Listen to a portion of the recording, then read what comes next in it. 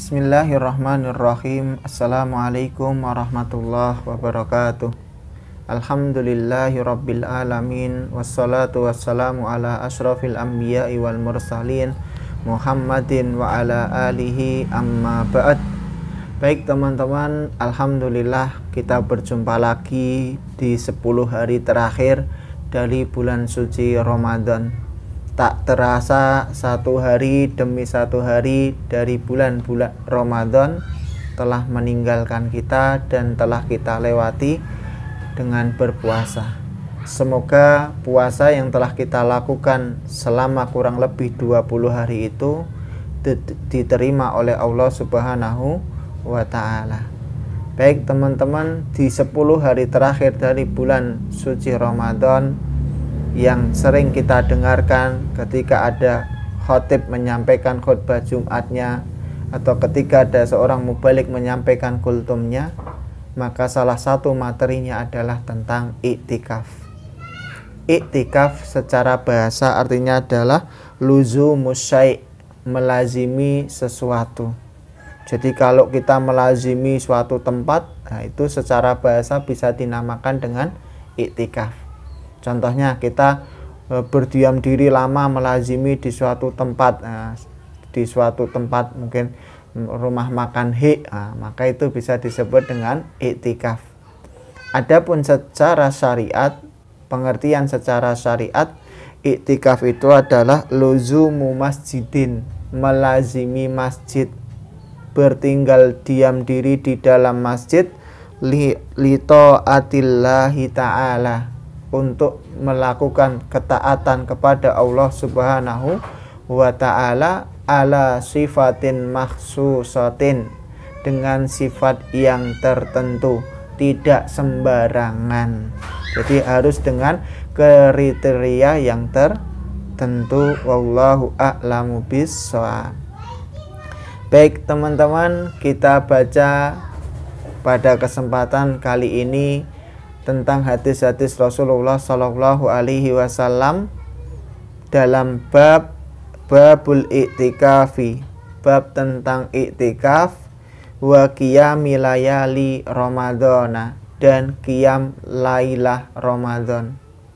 Hadis yang pertama, an Abi Hurairah radhiyallahu anhu, diriwayatkan dari Abu Hurairah, semoga Allah meridai darinya, anna Rasulullah sallallahu alaihi wasallam, bahwa Rasulullah sallallahu alaihi wasallam qala, bersabda, man qoma, siapa yang berdiri atau siapa yang melakukan qiyam Ramadana, di bulan Ramadan, imanan, karena keimanan, karena meyakini kebenarannya, wahtisaban, dan karena mengharap-harap supaya mendapatkan pahala, ghufiralah, diampuni untuknya, ma taqaddama min dzambihi, apa yang telah lewat dari dosa-dosanya, dalam kurung dosa-dosa kecilnya.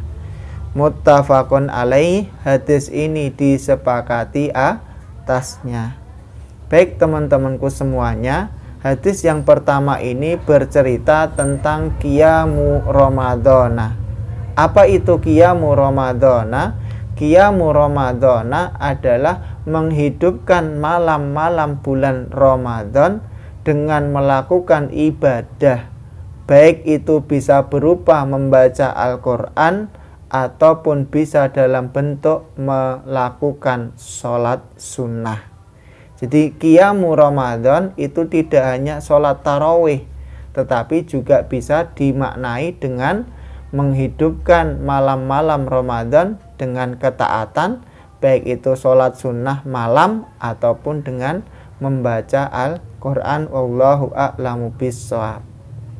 Kembali ke hadis yang pertama ini, bahwa di dalam hadis ini Rasulullah Shallallahu Alaihi Wasallam menyebutkan fadilah, menyebutkan keutamaan bagi siapa saja yang melakukan qiyam di bulan Ramadan dengan sebab karena meyakini kebenarannya karena keimanan dan juga karena mengharap-harap pahala. Apa keutamaannya? Rasulullah menjanjikan bahwa dosa-dosanya yang kecil dan telah lewat itu akan Allah berikan ampunan, akan Allah ampuni. Baik, kita lanjutkan di hadis yang kedua. An Aisyata, diriwayatkan dari Ibunda Aisyah radhiyallahu anha qalat, semoga Allah meridai darinya, dia berkata, kana Rasulullah sallallahu alaihi wasallam, adalah Rasulullah sallallahu alaihi wasallam, idza dakhalal asyru, apabila telah masuk 10, maksudnya al asrul akhiratu min Ramadana, yaitu yang dimaksudkan adalah 10 hari terakhir dari bulan suci Ramadan. Sadda mi'zarah, beliau mengencangkan sarungnya. Wa ahya lailahu, dan beliau menghidupkan malam-malamnya dengan ketaatan. Wa aiqadha ahlahu, dan beliau membangunkan keluarga beliau. Muttafaqun alaih. Hadis ini disepakati atasnya, diriwayatkan oleh Imam Bukhari dan Imam Muslim di dalam kitab sahih milik keduanya. Baik teman-temanku semuanya, di hadis yang kedua ini Ibunda Aisyah menceritakan tentang apa yang dilakukan oleh Rasulullah Shallallahu Alaihi Wasallam ketika beliau sudah memasuki 10 hari terakhir dari bulan Ramadan. Apa yang Rasulullah lakukan? Diceritakan oleh Ibunda Aisyah bahwa yang beliau lakukan adalah beliau mengencangkan sarung beliau. Beliau mengencangkan sarung beliau, maksudnya adalah bahwa beliau lebih menyungguh-nyungguhkan diri, beliau lebih bersungguh-sungguh dalam melakukan ketaatan. Jadi menurut para ulama, yang makna dari mengencangkan sarung itu adalah bahwa beliau lebih bersungguh-sungguh dalam beribadah di 10 hari terakhir bulan suci Ramadan. Yang kedua yang beliau lakukan adalah wa ahya lailahu, beliau menghidupkan malam-malamnya, beliau lek-lekan. Mungkin seperti itu kalau kita sebagai orang Jawa, beliau lek-lekan untuk beribadah. Dan yang terakhir adalah bahwa beliau wa aiqadha ahlahu, beliau membangunkan keluarga beliau untuk supaya mereka melakukan sholat malam.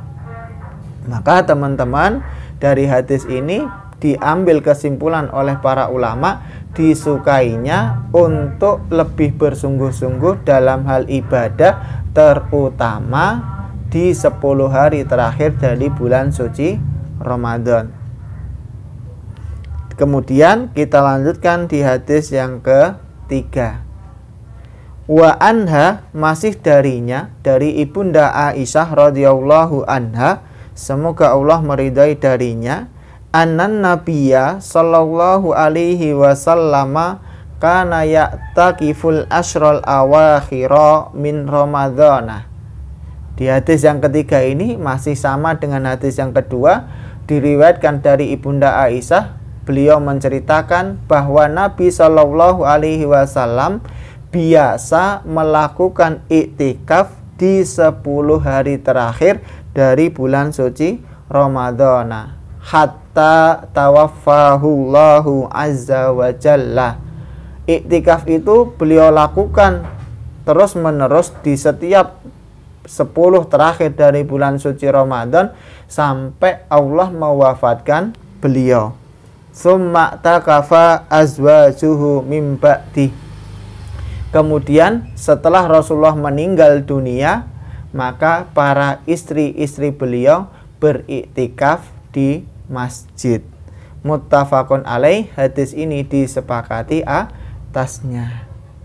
Jadi dari hadis yang ketiga ini bisa kita ambil kesimpulan, bisa kita fahami pertama, bahwa Nabi Shallallahu Alaihi Wasallam biasa melakukan iktikaf di 10 hari terakhir bulan Ramadan sampai beliau diwafatkan oleh Allah Subhanahu wa ta'ala.